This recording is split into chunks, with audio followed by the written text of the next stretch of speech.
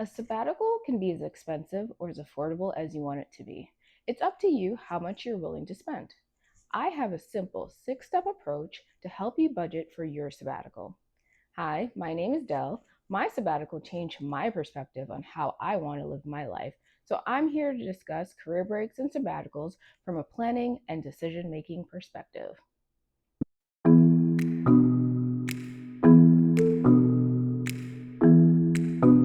So you can plan your sabbatical in whatever order that you want, but this simple approach helps you figure out what your budget is going to be and think through how much you might want to spend.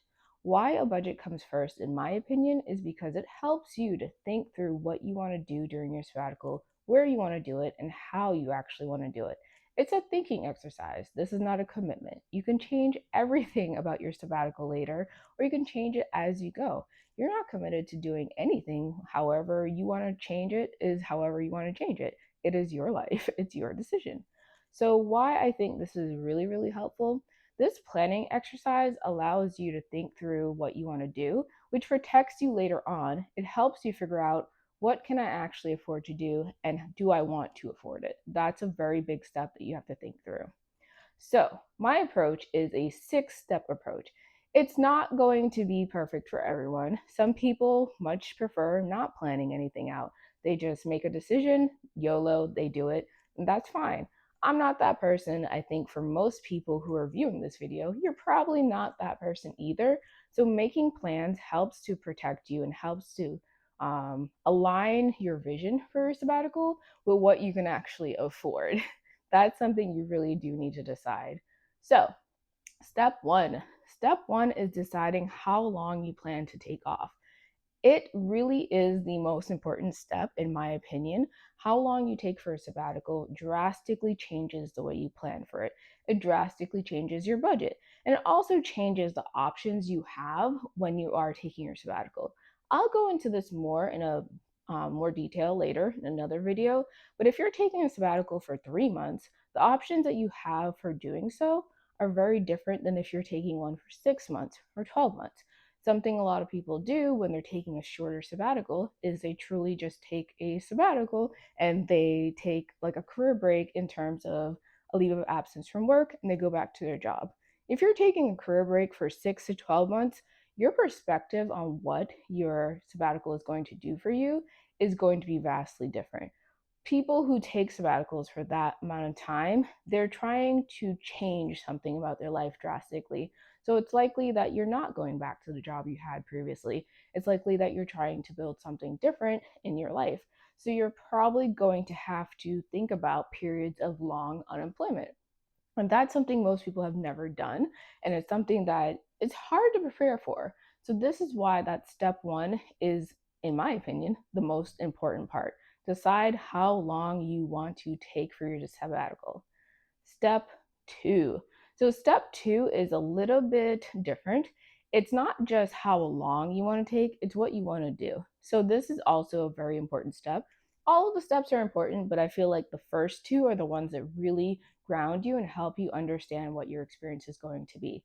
So, when you're taking your sabbatical or career break, as you can see, I use those words interchangeably. Do you want to travel? Do you want to move? Are you staying put wherever you are? Are you planning to build a business? Are you planning to freelance? Do you want to keep working while you're actually taking this time off? There are people who take sabbaticals that they take a break from the career that they had, but they're still working. I have a friend who worked part time during her career break and she's still working part time. And that was her path. I have other friends who, like me, just didn't work during that time. Didn't work, didn't want to work, didn't care to work. And a lot of the people I know who took sabbaticals, they use that time to figure out if they want to build a business. So, knowing what you're going to do during your sabbatical is really important to understand what is going to take up your time during that sabbatical. And you really do kind of need some semblance of a plan or schedule when you're taking a sabbatical because it then becomes just like a very laissez faire experience. You kind of just go day to day, and it's great. Don't get me wrong. I loved not knowing what day it was. I love not having to think about time and meetings and schedules and all of that. but still keeping some routine and some schedule is very important. So that's why knowing what you're going to do during this time is very helpful. So you know what your schedule and routine might look like. So that's step two, decide what kind of sabbatical you're taking. Step three. So, step three is narrowing down where you're going. So, if you're planning to travel, this is where you want to actually have an understanding of where you plan to go and the feasibility of doing so. Not everywhere is perfect for a sabbatical or career break. There's some places that are great to visit, they're great to travel to, they're great for those kinds of experiences, but they're not necessarily somewhere you want to spend long periods of time.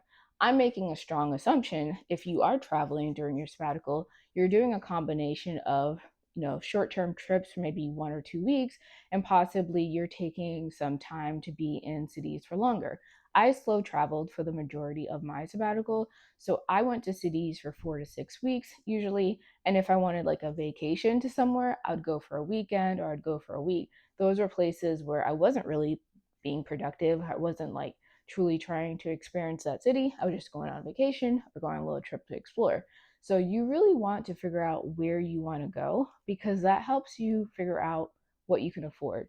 There are some places that it's super easy to take the time and go there. And there are other places that it's like, okay, I went to this place, but now I'm poor. Literally, now I'm poor. One of those places that I was like, I just totally want to go to. It's going to be great. I'm going to have a great time in Switzerland. I wanted to spend a month in Switzerland. And I was like, can I though? So I'll explain later if I did or did not go to Switzerland, but that's something to keep in mind. Everywhere you might want to go might not be a good fit for going during a sabbatical. All right. So step four. Step four is creating a mock sabbatical plan. So this is all of the research you've done, all of the thinking you've done, you're combining it into one little plan.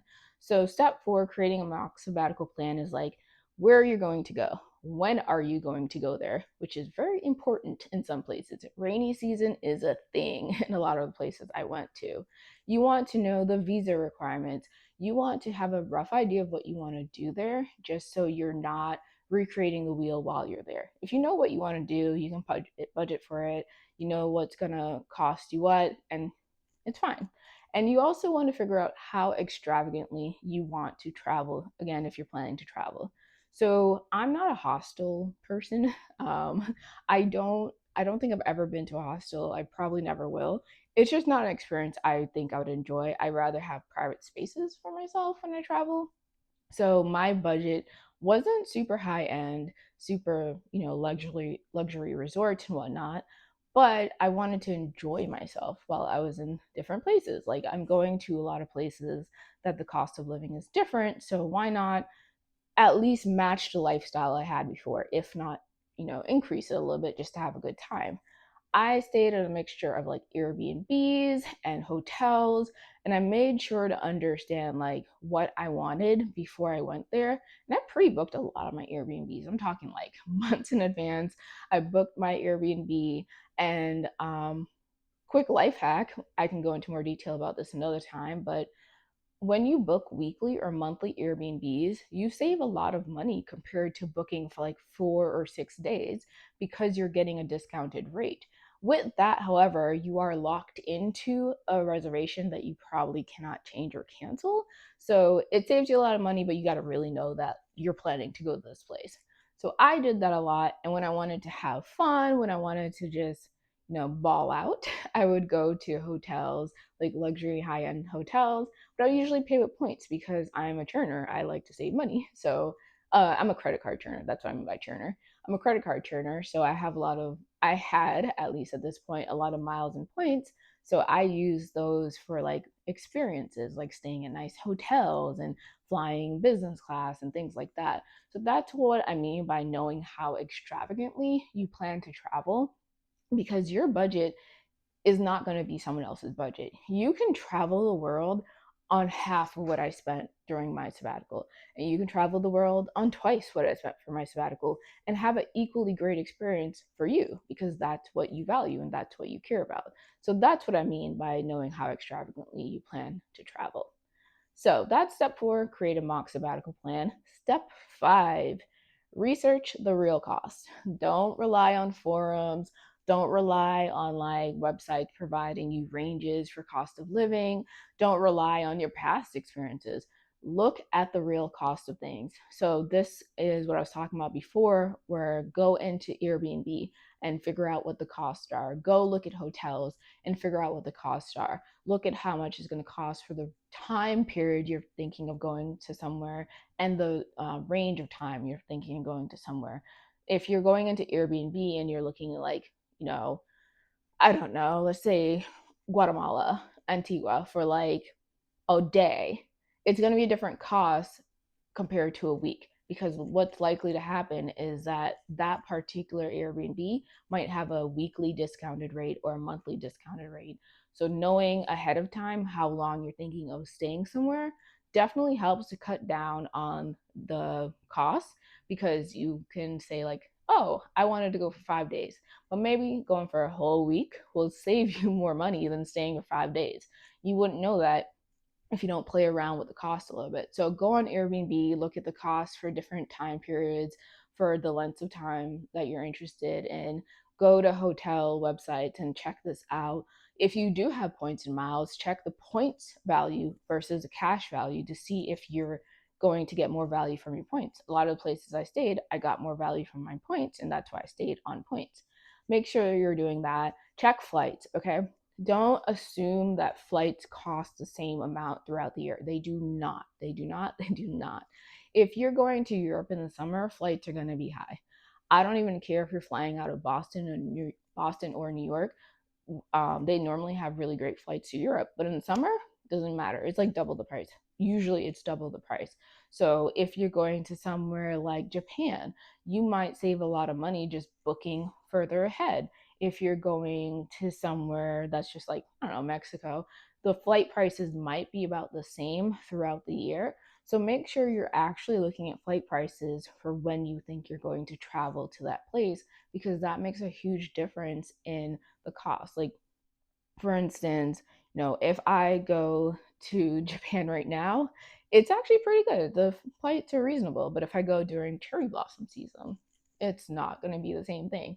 So don't assume that flight prices are going to be the same. Check them out for different time periods that you're thinking of going, and make sure you're doing the research, like I said before, on just like, do you want to go to this place during this time? There's some places that have rainy season. I'm not talking like cute rain, I'm talking monsoons. So make sure you're actually doing the research to figure out like when you should go, and then looking for the prices for the time that you're thinking of going. And also shoulder season. I highly recommend the shoulder season. So spring and fall for most places is actually usually a good time to travel there, because that's usually the shoulder season and you can get much better prices that way. So just do your research, think about the real cost. And then the last piece of this is likely what's going to make up the third highest cost in your travel budget, is food. Make sure you're understanding what food and miscellaneous expenses are going to look like. So I would strongly say, unless it's like Switzerland, most places have more affordable food costs than the US. So I've been to 5 out of 7 continents, and I've found that like pretty much every continent I've been to, the food prices have been better in, major cities outside of the US. And it's not to say everywhere in the US has very high food costs. Like I live in Atlanta, it's significantly less money than Boston. That's where I grew up. But a lot of other countries, they just have more affordable food because, the food is grown there. And also perhaps they're subsidizing some of the food for their citizens. So just keep in mind that food costs are going to be a significant part of your budget, but you should also think about like, what you think you might want to do. Do you want to eat out all the time? Do you want to cook? When I traveled, I was traveling for over a year. I was not going to eat out every meal. I mean, I could, but it would be a little ridiculous. So I love traveling to new places. I love trying new things. And I'm the kind of person that goes to a supermarket because I want to see what their snacks are like. I want to see what their fruits are like. I want to see like what the local foods are like. So I shopped a lot at grocery stores. I got a lot of food delivered. It was just easier. Never had a car. So I had a very reasonable food budget, and I would still eat out. Like I love street food. I love street food. I'm probably not like super big on having like high end food experiences. And that's just more so I do it as a treat. I don't do that normally. Like, as much as I was traveling, it didn't make any sense to be like, oh my gosh, I'm going to have like this fancy meal every week or every night. I just did that like maybe once a month or whenever there was a restaurant I really wanted to try. So, know what it is that you think you're going to do when it comes to food and just budget for that, because a lot of people fall into this trap of, oh, I'm traveling to this new place. Let me eat everything because it's so cheap. I get it, but that's really going to put you in a bad situation when you realize you're not converting your currency properly, or the currency is fluctuating and you're eating out for every single meal every single day, and it's adding up. So actually think about it like you would when you're. That was step 5, researching real costs. You want to make sure that the estimates you have for travel are grounded in reality, not the assumptions that you're making. So, actually do that budgeting step. Make sure you understand the real cost.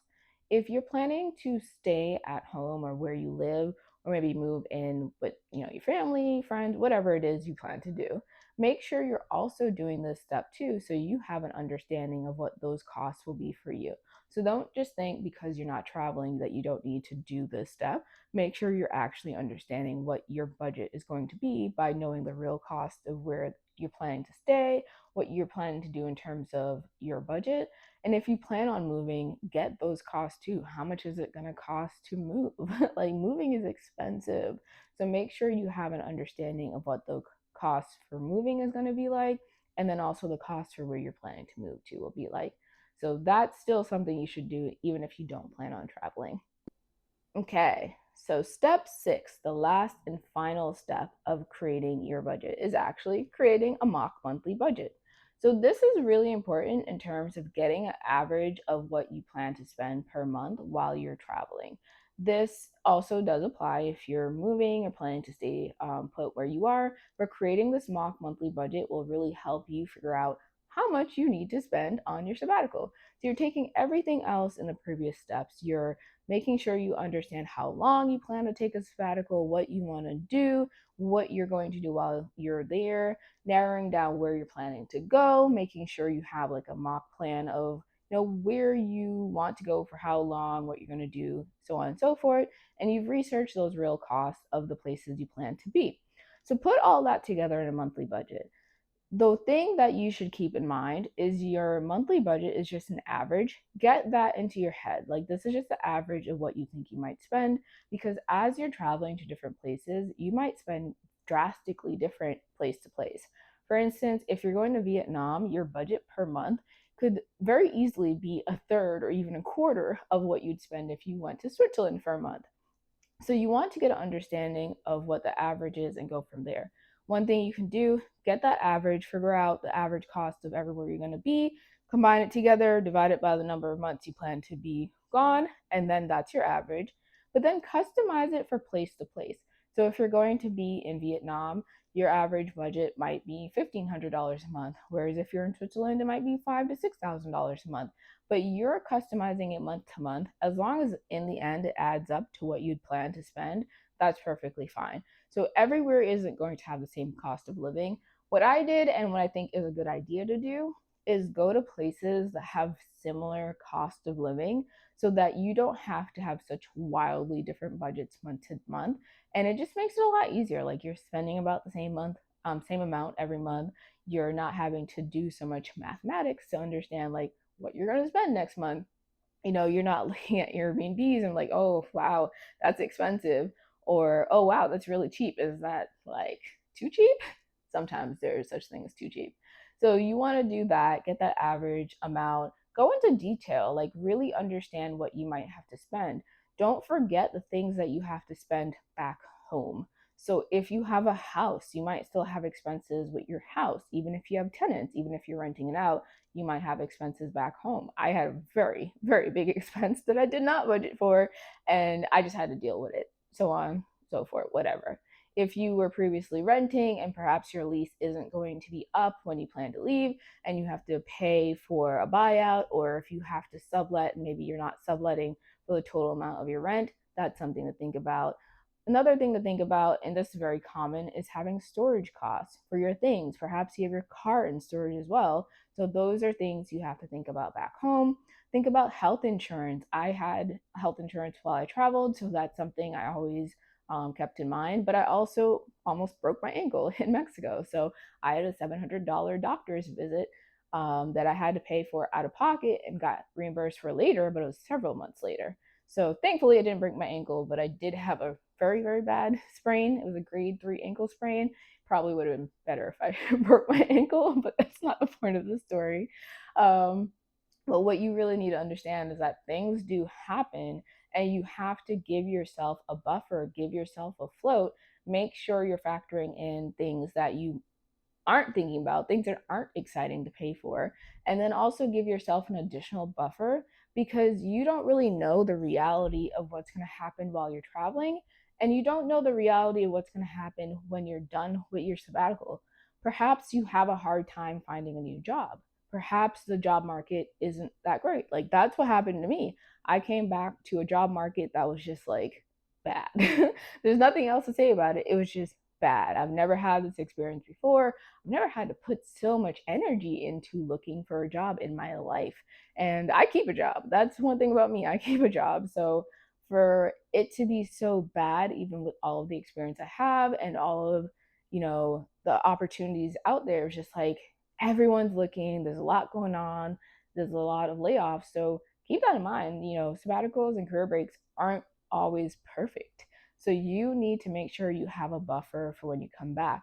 Like I had to, let go of my pride a lot, and I stayed with like family and friends just to make sure I'm not spending all of my money on like Airbnbs. They're very overpriced in the US compared to the rest of the world. So like when I came back to the US, I kind of just had to come back to the US. I won't go into that story too much. It wasn't a choice I wanted to make, but I just had to come back. And to stay in the US, Airbnbs are so expensive. So you need to give yourself a buffer. And I had a buffer. Also, I had a very expensive expense for my house. I had to replace an entire HVAC system. I won't even tell you how much that costs. I will just gloss over that. But that's the kind of thing that you have to factor into your budget, like a buffer for if things do not go the way you planned or the way you wanted it to. So that's the last step. It's not complicated, but if you do this, even if it's like the most BS budget you've ever made, it's very vague. It's just like, oh, I think I'll spend this, I think I'll spend that. It's still better than nothing because that gives you the opportunity to figure out what you're going to spend for this time that you're taking away from work. Because you're likely not going to have income coming in unless you make the conscious decision to get a part time job, or if you want to continue to work a full time job that might be less stress so it feels like a true career break. You have to really think that through. Like, what is your budget going to look like? Because you might not have money coming in. And if you don't have money coming in, it's going to feel like you're just bleeding dry every month when there's nothing coming in. So keep that in mind. Also, an alternative way to look at your budget, and this is not necessarily what I did, but I kind of did a combination of um, getting an average for what I think I'm going to spend in different places and just like giving a number to what I want to spend. I just decided what I wanted to spend. Like, I was just like, you know what? I'm willing to spend this every month. Let's figure out what I could afford with that. That's the other way you can look at it. If you want to, go into this and be like, okay, I'm going to spend $24,000. I'm going to take a year off and I'm just going to figure out how to live off of $2,000 a month. That's something you can do.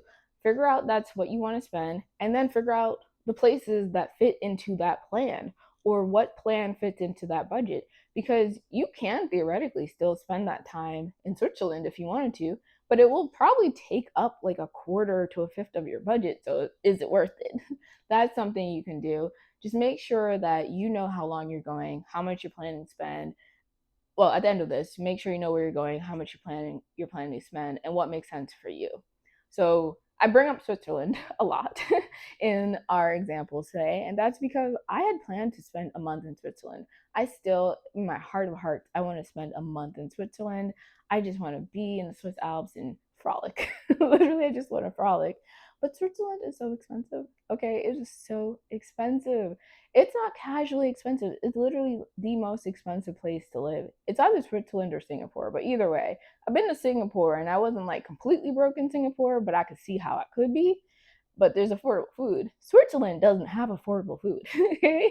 Like I see so many people complaining about the cost of food in Switzerland, and that tells me I can't spend a month there and really feel comfortable. Maybe in the future. I mean, I'm definitely going to do this at some point, but it's not going to be anytime soon. And somewhere else that I'd really wanted to spend time in, and I thought I could be there for a month, is Portugal. I have family who they've relocated to Portugal. So I was like, oh, I'm going to go to Portugal. I'm going to see my family, blah, blah, blah. And I found out, like, yeah, no, I can't do that. Like, I could have gone to Portugal, but the options I had for Airbnbs in my budget were so small and so like claustrophobic. It wasn't just that they were small, like they didn't really have sunlight or anything like that. And I just felt like, is it worth it? Like, it's really not worth it. I am still going to go to Portugal one day, but I don't think I'll spend like a month like I initially planned. I feel like the places I wanted to go in Portugal, I'd be fine spending like a couple days to a week. So that's kind of what I avoided by doing this planning stage and figuring out like what can I afford? Do I really want to afford it? Because sometimes it's not about what you can afford, it's about whether you want to afford it or not. So planning saved me a lot of disappointment and saved me a lot of money. So that's my goal for you all. Just take that time to figure out if this is something you want to do, how long you want to take off, and just what's going to fit into your budget. So again, reframe budgeting. It's not about locking you into anything. You do not have to stick to the budget that you have created. You do not have to stick to the plan that you created, but it allows you to figure out what works for you and what is actually going to be good for you. Thank you all for listening. Bye.